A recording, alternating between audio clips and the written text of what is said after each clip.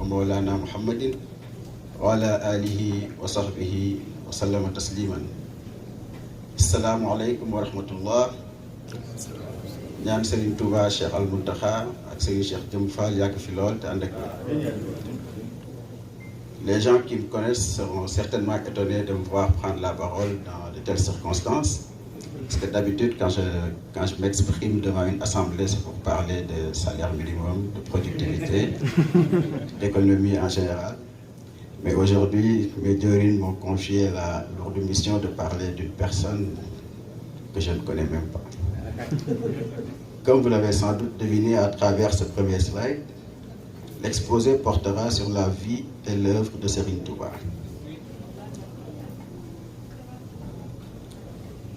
Je me suis fait un plan, mais je ne suis même pas sûr si je vais le respecter ou pas. Toutefois, si j'arrive à le faire, la structure de la présentation devrait ressembler à ceci. Nous allons commencer par regarder une vidéo introductive montrant...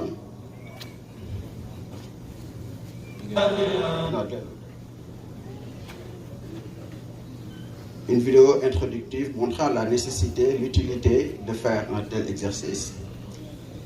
Dans la première partie de l'exposé, nous allons tenter de répondre à la question de savoir qui est Serigne Touba. La deuxième partie portera sur la Mouridiya, la voie fondée par le Cheikh Ahmadou Bamba. Ensuite, nous parlerons de l'exil et nous allons terminer par les Khassaïd ou les poèmes que le Cheikh a écrits. Sans plus tarder, nous allons commencer par la première vidéo.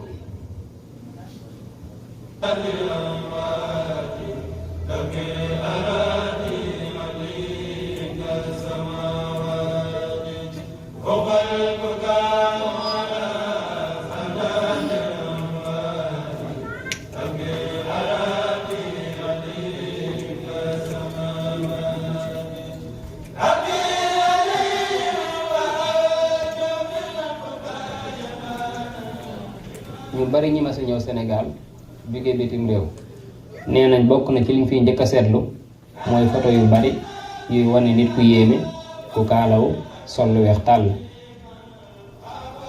ñu di ko faral a seetlu ci oto yi ci miir yi ci bitig yi ci yére yi nit ñi ci bureau yi ci télévision yi ak ci yeneen yu bari mu mel ne amul dara luy xew Sénégal fii ñu toll ci fànn bu mu mën a doon muy diine politique koom-koom te doo ci dégg lu jëm ci moom wala ñi ko topp suñu laajtee kii kan la ñu tontu leen ne kii mooy Serigne Touba. fonk ak cofeel bu rëy gi waa réew mi am ci moom dina tax léeg-léeg ñuy jéem a gëstu ay mbiram di dem Touba ak di laajte ci murid yi histoire Serigne Touba. kan mooy Serigne Touba? Kan mooy Serigne Touba? La question à 100 000 $. J'aimerais juste dire une chose, je ne prétends pas monopoliser la parole. J'aimerais que ce soit une interaction entre vous et moi. Et si vous avez quelque chose à ajouter, n'hésitez pas à prendre la parole, puis je vais vous passer le micro. Est-ce qu'il y a quelqu'un ici qui pourrait nous parler de Serigne Touba, nous dire qui est-il? C'est pas pour le... Baye Fayal? On te laisse la parole. waaw xanaa ñu jàll si beneen vidéo rek ndax dem naa gëstu ci ñoo xam ni yaakaar naa ni seen liggéey ci loolu la gën a màcc.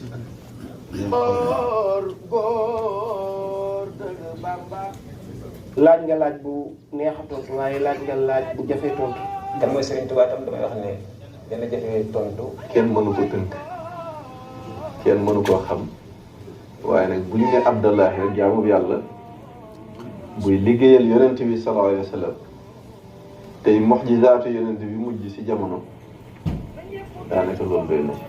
waaye li ñu mën a wax ci moom ci gàttal loo xamee ni mënees na koo xam ci zahir ci kan mooy Cheikh Ahmadou Bamba loolu sax bu ñu nee kan mooy Xaadimu Rasuulullaahi nañ ne mooy doomi sëñ Mor Anta Sali ca Deqale ak Soxna Jaara Buso ca Poroxaan mu feeñ jamono atum 1852 wala 1853 ca Mbàkke. am Cheikhul Khadim bi mu tollee ci dal maamam moo ko jàngal bi ñuy wax Serigne Mbàkke Ndumbe sëñ Mbàkke Ndumbe mooy maami sëñ Tuubaa di nijaay Lenke jur Soxna Jaara Buso mu jàngal ko wala taj ci dan na mu daal di wàcc liggéey bi mu wàccee liggéey Cheikhul Khadim dem ci sëñ Samba Tukulóor Ka di seen mbokk mu jàngal sëriñ bi wattu alxuraan mokkal ko mokkal bu rafet dem ci magam Maam Mor Jaara borom Saam ndax magi sëriñ Touba moo nekkoon dégg nga professeur bi nga xam ni képp ku ñu mës a wax sa alxuraan wér na muy déglu nga tari ba àggal mu ne alxuraan ji wér na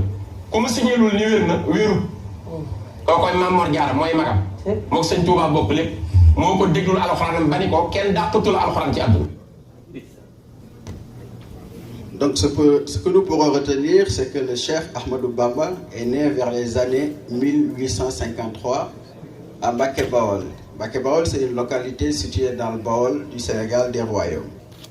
Il est fils d'un grand érudit et jurisconsulte, Mohammed ibn Habiballah, plus connu sous le nom de Mame Mor Anta Sali Mbacké. Sa vertueuse mère, Sokhna Mariama Bousso, plus communément appelée Jariyatullah, la voisine de Dieu, était considérée comme une sainte. Sokhna Diarra Bousso accomplissait avec dévouement et constance ses tâches familiales et religieuses. Durant ce qu'on peut appeler la jeunesse de Cheikh Ahmadou Bamba, parce que je ne considère même pas qu'il en a eu, Cheikh Ahmadou Bamba a fréquenté plusieurs écoles coraniques, dont celui de son grand-père, Serigne Mbacké Ndoumbe, comme on l'a entendu sur la vidéo précédente par Abdoulaye Bichri. Ensuite, il a également étudié chez le grand maître Samba Tukulóor Ka et il a également étudié chez son oncle Serigne Mboussobé.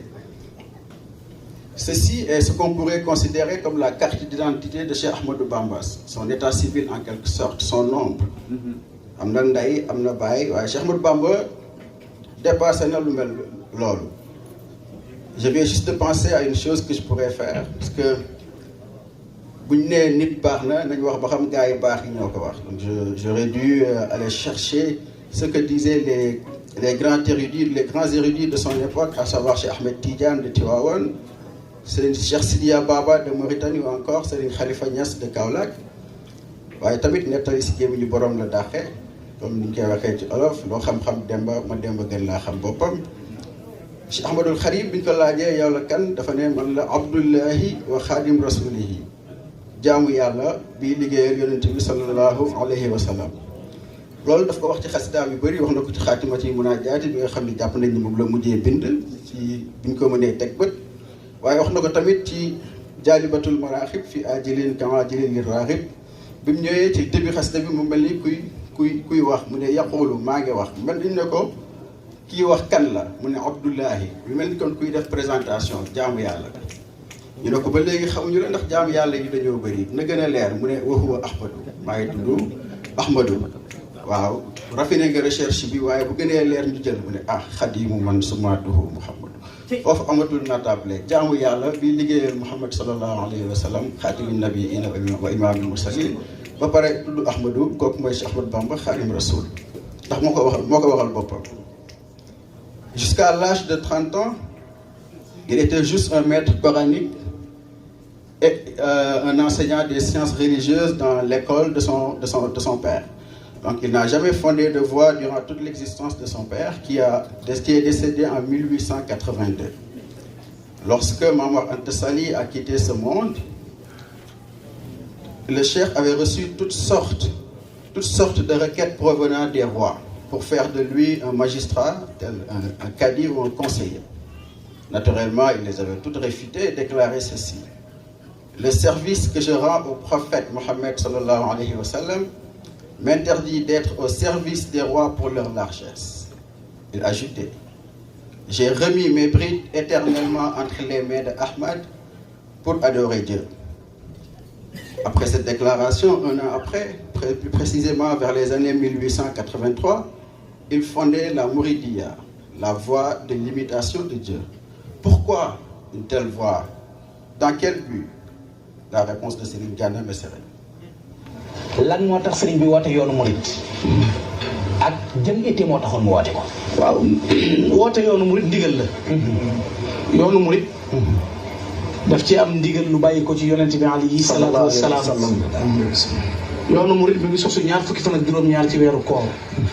laylatul xadr ba ci suba sa ci atum SS di 1301 1883 wala 82 ci la yoonu murid sosu dañu lay lu xatal ba ci suba ga ca Mbàkke Kajoor rek la yoon bi sosoo yonente bi ñëw ci moom shafaha nii la wax al mushafaha mooy tuñante waxul daf maa yekki wal dana shafaha ni rasulullahi sallallahu alayhi wa sallam bi rabbi ashabaka bil himma wala turabihim bi das faqat faqad ayyanaka Allah mujaddidan li hadal yàlla dafa joxe ndigal ne bul yem ci jàngaleem kese kon na nga bàyyi xel ci ne sayxu taalim la woon danaan jàngale yor daara léegi dañ ko tuxal nag ci xaalu tadris yóbbu ko ci xaalu tarqiya léegi mooy loolu boo ko doon tekki mooy li ñuy jàng dañ koy jëfe diggante nazariya ak tatbiqiya muy pratique ak théorie bañ a yem ci wax rek te doo jëf léegi li ñuy jàng ci téere yi bu yàgg ba léegi naan baax toppe def ko ci nit ñi mu xëy nag ajjuma jooju dajale mag ñi booba daara ji xumm na mbooloo mi bari na mu ne ko njàngum kese indi woon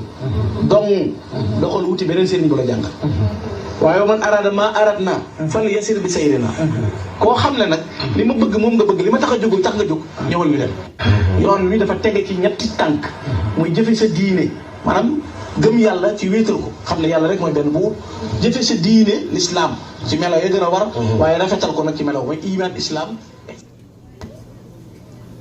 Donc on peut retenir ici que la Mouridia a été fondée par Cheikh Ahmadou Bamba Khadim Rassoul vers les années 1883.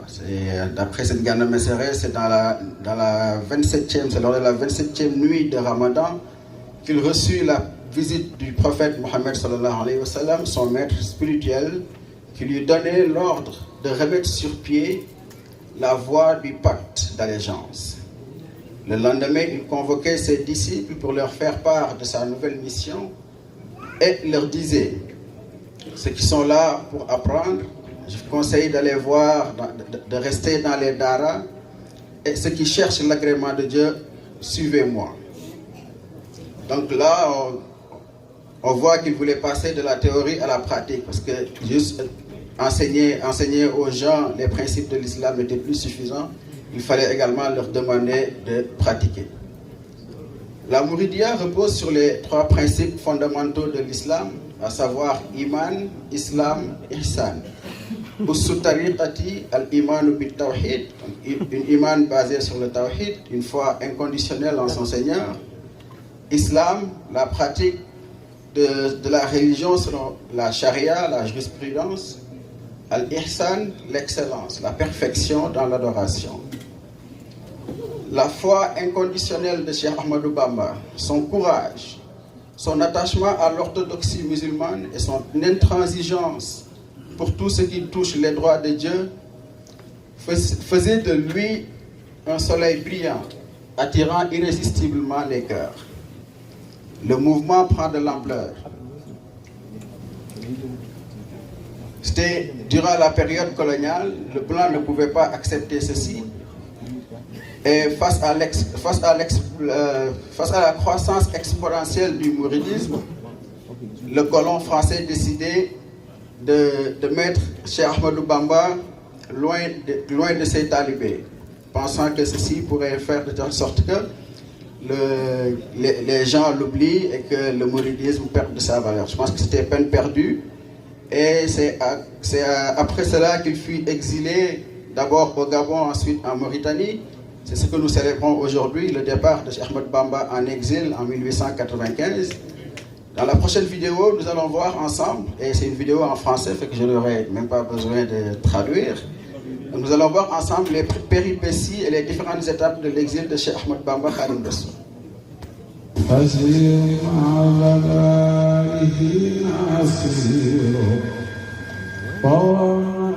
Je marche en compagnie des gens de Bède au moment où l'adversaire pensait que j'étais leur captif.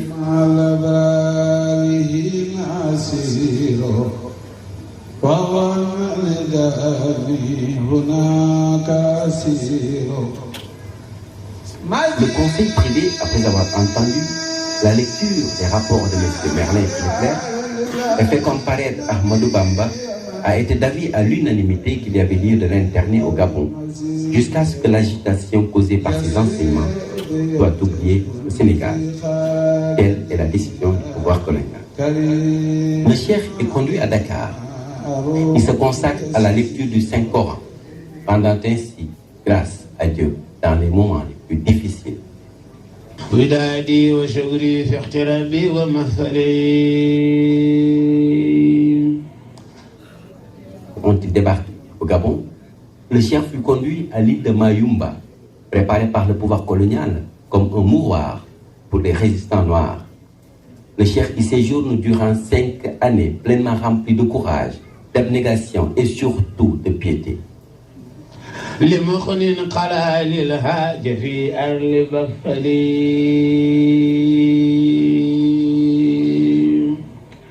Après plus de 7 années d'exil, sans résultat, le pouvoir colonial est contraint, la mort dans l'âme, de faire revenir au Sénégal Cheikh Ahmadou Bamba. L'image de Cheikh Ahmadou Bamba est auréolée, faisant de lui l'espoir des peuples d'Afrique et le vivificateur des valeurs essentielles de l'islam.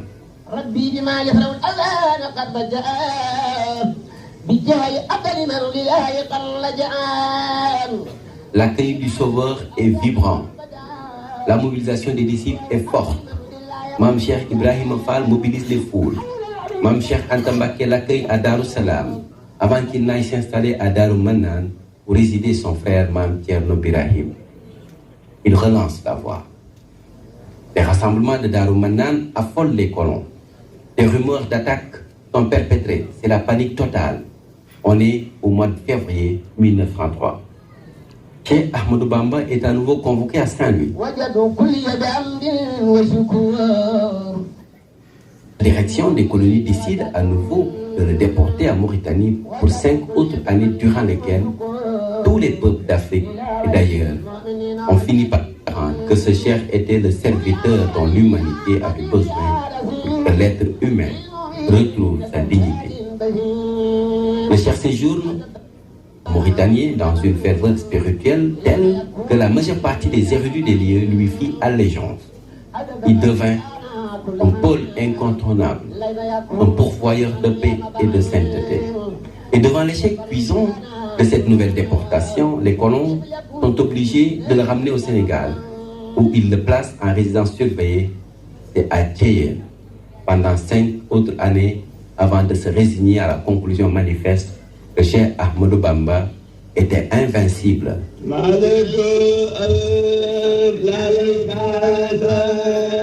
Cheikh s'installe à Diourbel, redonnant ainsi courage et référence de valeur aux musulmans. Ce parcours pavé d'épreuves mène aujourd'hui à la consécration par la commémoration de la date du départ de Cheikh Ahmadou Bamba, célébration recommandée par le chef en guise d'action de grâce.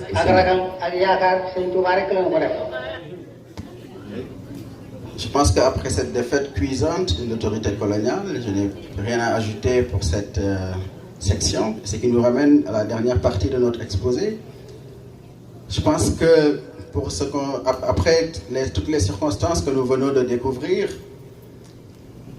malgré toutes ces circonstances, le cheikh a pu écrire une quantité inestimable de chassidas. Les chassidas sont des œuvres littéraires que le cheikh écrivait. Et pour que ce soit un chassida, il faut qu'il y ait au moins 7 vers qui répondent à certaines caractéristiques. Nous, les mourides, nous avons l'habitude de décrire les miracles de Cheikh Ahmadou Bamba comme étant sa prière sur la mer ou encore sa confrontation avec le lion affamé qu'il a pu dompter à coups de versets du Coran. Mais lui, il considère ses écrits comme ses miracles. Karamati, Khatu Yadi. Et je pense que c'est facile à accepter parce que j'écoutais une conférence la dernière fois, puis la personne disait que si quelqu'un vit pendant 1000 ans et que sa seule fonction c'est d'écrire, il ne pourrait pas écrire autant que Cheikh Ahmadou Bamba. Donc que ce soit en termes de quantité, de qualité ou d'utilité, faire autant que lui est une chose impossible. Nous pouvons classer les chassidas de Cheikh Ahmadou Bamba en trois séries différentes. Ceux qu'il a écrits avant son départ pour le Gabon, ceux durant son voyage, son exil, et ceux écrits après son retour de Mauritanie. Il considère cette dernière série comme étant supérieure à toute œuvre littéraire qui n'ait jamais existé, excepté le Coran et les hadiths. La plupart des écrits de Cheikh Ahmad Bamba portaient sur la magnification de Dieu, la magnification du prophète sallallahu alayhi wa sallam, des prières sur le prophète, des salatons ala nabi, des formulations de vœux, etc., etc. Pour les chassidas, nous avons également, en tout cas, moi je ne connais que 3 types de lectures, peut-être qu'il y a d'autres personnes qui en connaissent d'autres, mais moi j'en connais que 3 qui sont le Durus, qui est une lecture individuelle à voix basse, comme... baax di gën a sell di gën a bàjj na rek nag waaw bu leen geesu bu leen taxaw bu leen déglu lenn